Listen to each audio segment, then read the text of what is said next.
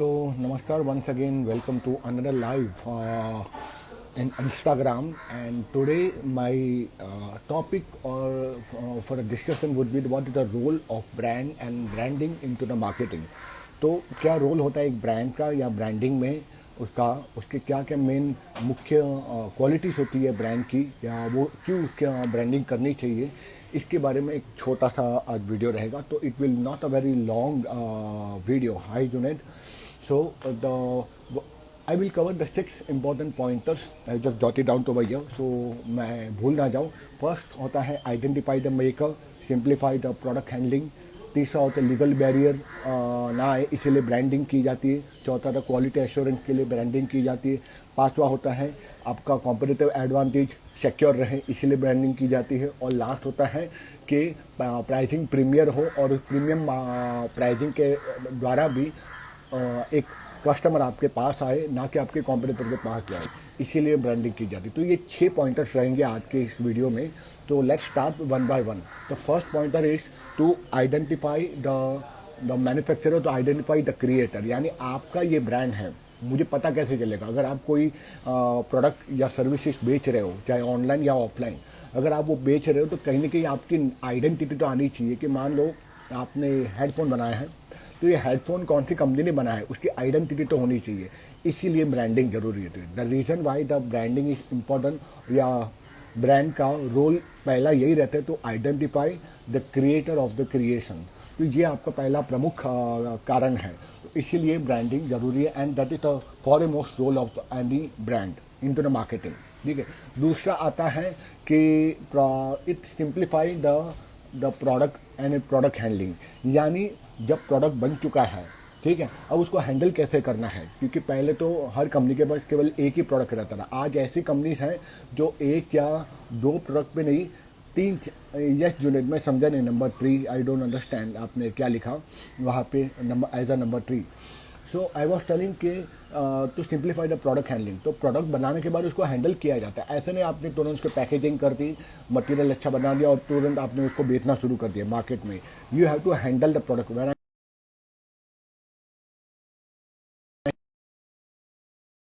Simplify the product handling I mean to say कि आपको product को नर्चर करना पड़ेगा, एनहांस करने पड़ेगा.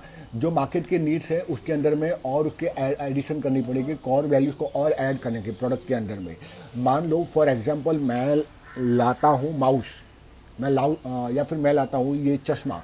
तो अगर मैं देख रहा हूँ कि ये प्रोग्रेसिव लेंस है मेरा, ठीक है, तो प्रोग्रेसिव लेंस के बाद नेक्स्ट कौन सा एडवांस लेंस आ रहा. क्या ये बहुत हैवी है तो और लाइट वेट बना सकता हूँ मेरे प्रोडक्ट को, क्योंकि मेरा राइवल लेके आ चुका है एक और लेंस कार्ड भी एक और लेंस ला चुका है जो 10,000 में है. तो क्या मैं उसको मैं 6,000 में या फिर उससे भी ज़्यादा अच्छा और मुझे क्वालिटी अच्छी मिल रही है लेकिन कम प्राइस में मिल रही है, तो क्या उसको मैं कॉम्पिटिटर के पास में उसी प्राइसिंग में बेच सकता हूँ, उससे हाई प्राइस में बेच सकता हूँ. ये कब आ सकते हैं जब मैं प्रोडक्ट को हैंडलिंग करना जान सकता हूँ, जब मैं जान लेता हूँ मार्केट में क्या चाहिए और अपने एग्जिस्टिंग प्रोडक्ट के अंदर में उसको ज़्यादा से ज़्यादा उसको एनहांस करके उसको रीफर्निश करके अच्छे से क्वालिटी को इम्प्रूव कर सकता हूँ. इसीलिए प्रोडक्ट हैंडलिंग का मतलब ये है कि आप कितना उसको एनहांस कर सकते, कितना उसको नरिशिंग कर सकते. That is known as the nourishing of the product. तो वो ये बहुत ज़रूरी है. तीसरा इम्पोर्टेंट पॉइंट ये भी है जो है कि प्रोटेक्शन टू द ब्रांड. क्योंकि बहुत बार आपने ब्रांड अच्छा बना लिया उसके बाद ये होता है कि कुछ पागल लोग रहते हैं, क्योंकि इंडिया में कि सब जगह रहता है कि लोग आपके ब्रांड को कॉपी करना शुरू कर देते हैं. They will start copying the brand, they will start taking the logo. थोड़ा अगर आप जाओगे टायर 2 टायर 3 सिटीज में, आज भी मैं किसी कंपनी का नाम नहीं लेता, वहाँ पर आज भी चॉकलेट्स बनाई जाती सेम ब्रांड नेम में एक दो अक्षर आगे पीछे ऐड करके. जैसे मैं बता रहा हूँ कैडबरी ब्रांड, आज भी कैडबरी का पूरा रेप्लिका आपको टायर 2 टायर 3 सिटीज़ में इंडिया में मिलेगी जहाँ सेम रहता है और लोगों को ध्यान भी नहीं आता. टाटा सॉल्ट का भी रेप्लिका बन जाता है. तो people will try to copy your brand once you start enhancing, once you start growing and scaling your business. तो इसीलिए ब्रांड का तीसरा इंपॉर्टेंट रोल होता है मार्केटिंग में to protect your brand name. Hence तो अपने आप की आइडेंटिटी आपने बना दी, प्रोडक्ट हैंडलिंग कर दी. तीसरी आती है कि आपकी आइडेंटिटी को प्रोटेक्ट करना होता है. तो उसके लिए ज़रूरी क्या होता है, trademark. You can do the trademark of your brand name, you can do the trademark of your company name, you can do the trademark of your brand brand logo का और ब्रांड नेम का या company name का या product का brand name का भी आप कहीं न कहीं रजिस्टर ऑफ इंडिया में जो ट्रेडमार्क अथॉरिटी है, sorry trademark authority of India में आप अपना लोगो को या अपने ब्रांड को रजिस्टर कर सकते हैं। अब उसकी प्राइसिंग क्या है, प्राइसिंग आप उनकी वेबसाइट पे जाके दे सकते हैं, लेकिन जितना मोटा मोटा मैं जानता हूँ, मैंने I have started doing the marketing of my brands, ठीक है, उसमें ये आया था कि एटलीस्ट 4,000 वर्थ गवर्नमेंट फी अगर ऑफलाइन में जाते हो, और अगर ऑनलाइन जाते हो 4,500 गवर्नमेंट की फी, और ऊपर का जो क्रीम है, मतलब ऊपर की जो सर्विस फी है वो एक लोगो डिज़ाइन ट्रेडमार्क एजेंट खुद ले लेता है, या ट्रेडमार्क की एजेंसी वो खुद ले लेता है ऊपर का। मतलब अगर 9,000 है तो समझो 4,500-5,000 तो गवर्नमेंट की फ़ी है, आप खुद भी जाके कर सकते हो, ठीक है। और आपको ये now again when I talk about the protection of the brand, I have to say you very bluntly कि प्रोटेक्शन करना है ब्रांड को तो पहले किसको करो, लोगों को पहले ट्रेडमार्क कर दें, या कंपनी के नेम को दें, या प्रोडक्ट का जो ब्रांड नेम है उसको हम ट्रेडमार्क करें। ये क्वेश्चन आता है क्योंकि हर ब्रांड का आपको पैसा लगेगा, ठीक है, और उसमें ऑब्जेक्शन आएंगे, आपको ऑब्जेक्शन का जवाब भी देना पड़ेगा, ट्रेडमार्क एजेंट और भी ज़्यादा पैसा मांगेगा उस रिप्लाई करने के लिए, ठीक है। सो तो किसी दिन मैं ट्रेडमार्क प्रोटेक्शन पर भी एक छोटा सा वीडियो बना दूँ कि क्या ज़रूरी है ट्रेडमार्क के लिए, क्या ज़रूरी नहीं है। फिलहाल let's stick to the third point, entry barrier to the brands in the protection of the branding of the company। तो इसीलिए आपको ज़रूरी है सबसे पहला, क्योंकि आप लॉन्ग टर्म के लिए जो कंपनी का नाम जो आपने रजिस्टर किया है, ROC register of corporation, register of company, sorry उसको ROC कहते हैं, that is the governing body into the India. अब ROC में पहला वहाँ तो रजिस्टर होता ही है, उसके बाद तुरंत आपको लोगों से भी पहले आपके कंपनी का नाम रजिस्टर करना है ट्रेडमार्क इंडिया में, ट्रेडमार्क अथॉरिटी के अंडर में, ठीक है। मुंबई में that is into the Wadala, that is high Vinay in the Vadala, there is the trademark authority of India, the Bombay office is located at Vadala। तो आप वहाँ जाके आप कर सकते हो, तो ये जरूरी है, ठीक है। The fourth and important pointers why we should take care of the branding and what is the role of the branding, that is the quality assurance, because आपने marketing की, you have done a good product marketing, you have done a good branding also, it's also lead to the quality assurance। अगर आपने सारी चीज़ें अच्छी की है और क्वालिटी अच्छी रहेगी तो आपका कस्टमर वापस आएगा आपके पास। Hi Vinay, I am doing good, how are you, see you after long time.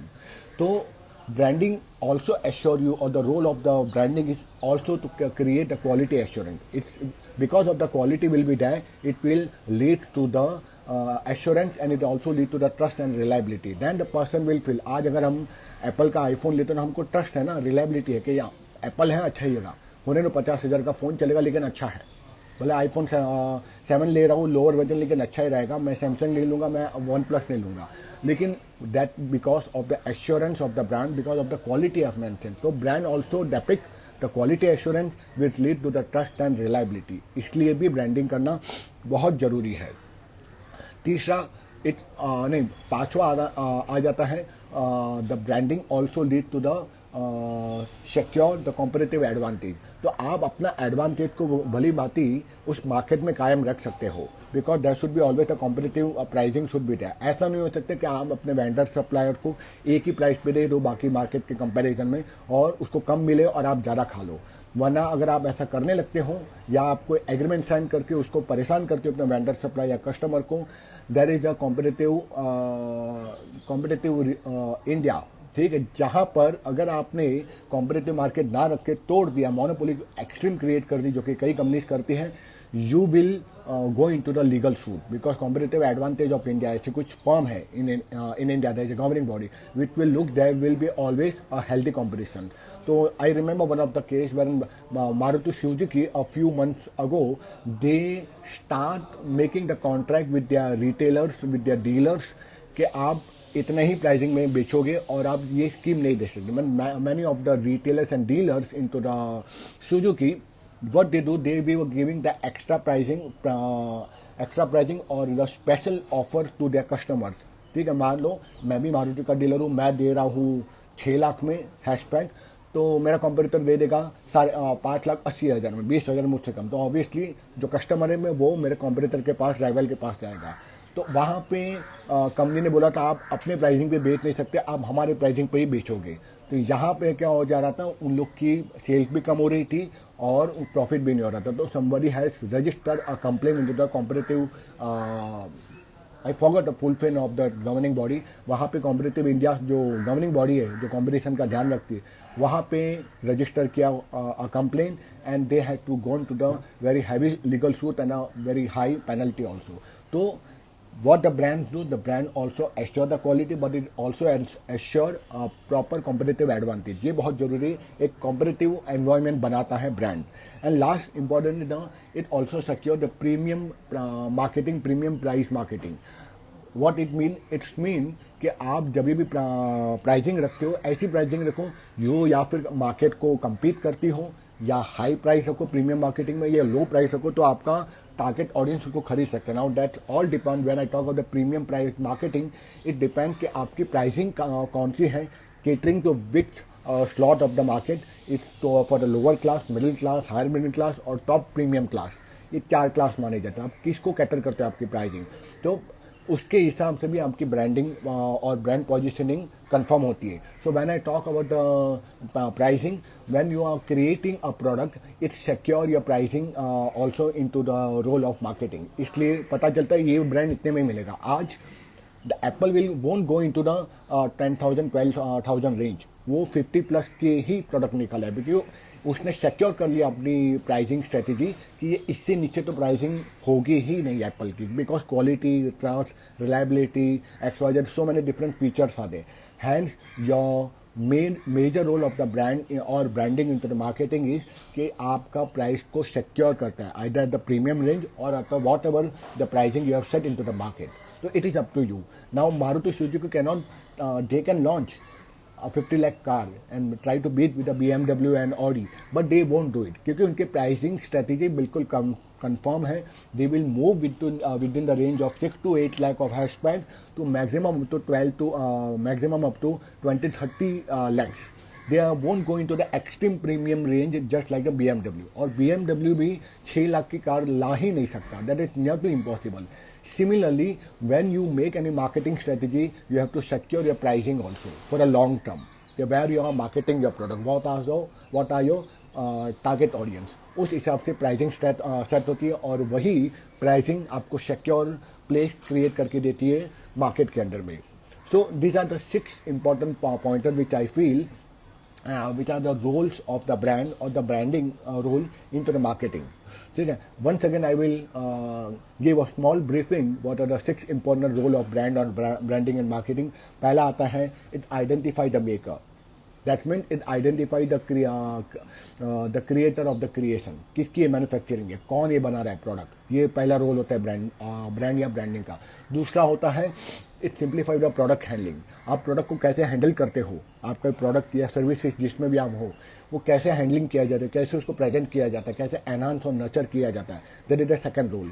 Third role, it give the legal protection. ठीक है, it give the legal protection so that other people won't try to copy it by the mean of trademark, patent, ये सब क्रिया से आप अपने brand name को secure कर सकते हो. ठीक है. And it also help to create a barrier to entry to the other people into the same niche who are trying to copy your brand. और पांचवा इंपॉर्टेंट आता है इट सिग्निफाई द क्वालिटी. आपकी क्वालिटी अच्छी depict करती है. And last and important, it also secure the price premium marketing. ठीक है. और it can secure your pricing strategy into your target market. So these are the 6 important pointers I feel which are the role of the brand or the branding into the marketing segment or into the business areas. So that's all about the today's session on the what is the role of brand and branding into the marketing. I hope आपको ये session अच्छा लगा होगा. You can comment if you have any other questions.